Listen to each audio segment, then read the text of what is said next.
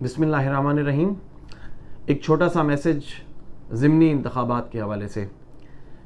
جیسا کہ آپ سب کو معلوم ہے کہ رات کو پیٹرول اور ڈیزل بہت بڑے ریٹ میں بڑھے ہیں، یعنی کہ 60 روپے کے لگ بھگ ڈیزل اور 24 روپے پیٹرول، جس کے بعد پیٹرول کی قیمت 234 روپے اور ڈیزل کی قیمت 263 روپے ہو گئی ہے.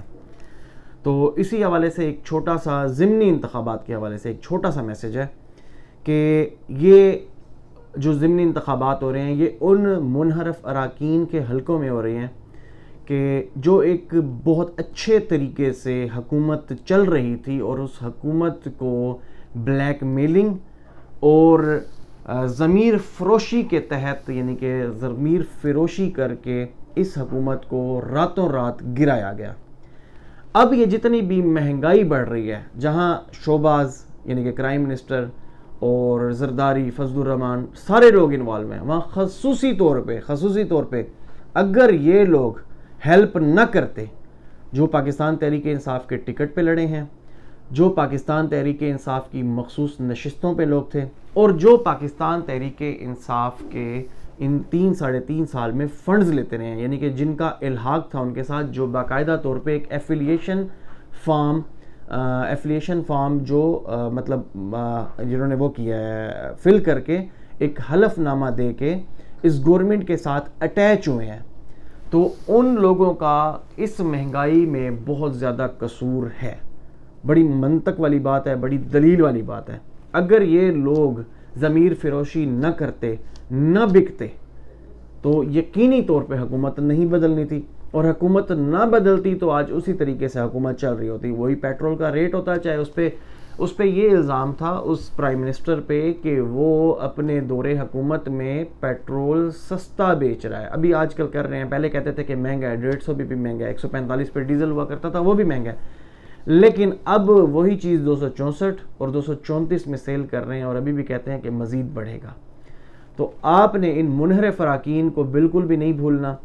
جہاں آئیں ان کو میں بالکل بھی نہیں کہوں گا کہ ان کو گالیاں دی جائیں، میں یہ بھی نہیں کہوں گا کہ آپ ان کا بری طریقے سے استقبال کریں، بس میں یہ کہوں گا ان کو ان کی اوقات یاد دلوائیں.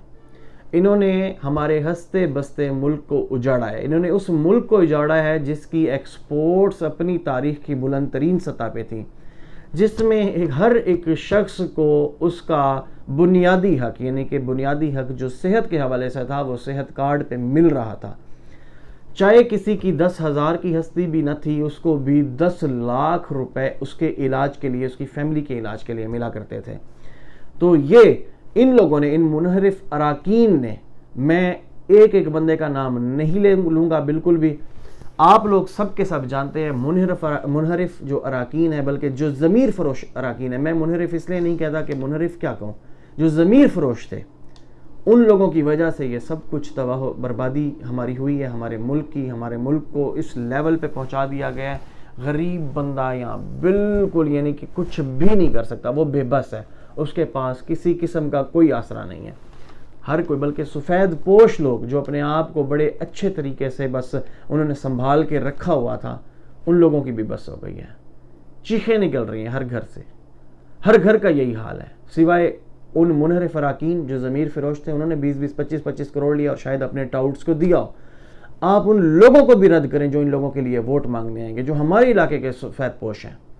اور یہ بات میں صرف اپنے علاقے کے لیے نہیں کر رہا، میں پورے ملک کے لیے بات کر رہا ہوں. جہاں سے خصوصی طور پہ پنجاب اسمبلی میں جنہوں نے جہاں حکومت گرائی ہے، اور بہت ساری جگہوں پہ میں آپ کو یہ بتاتا چلوں کہ لوگ الیکشن نہیں لڑ رہے نون کے ٹکٹ پہ. اور آپ کو اگر یہ بھی ایشور ہو کہ ایک بندہ اگر نون کے ٹکٹ پہ الیکشن نہیں لڑ رہا اور اس نے آزاد لڑ رہا ہے اور جیت کر اس نے نون میں جانا ہے، تو اس کو بھی ریجیکٹ کریں، اس کو بھی رد کریں. یہ آپ کا شرعی فریضہ ہے، یہ آپ کا فرض بنتا ہے کہ آپ اس کو فوری طور پہ، کیوں ملک میں ظلم ہو رہا ہے، اور ظلم کو روکنا ہر انسان پہ فرض ہے، ہر انسان پہ. اس ظلم میں ان کا ساتھ نہ دیں، خاموش نہ بیٹھیں، ان کے خلاف جہاد کریں. جہاد کا مطلب یہ نہیں کہ لازمی آپ نے ہاتھ سے کوئی کام کرنا ہے. سوشل میڈیا پہ ان کے خلاف بات کریں، اس کی وجہ ان کو رد کرنا ہے اور رد کرنا چاہیے. بہت شکریہ، جزاکم اللہ، خدا حافظ.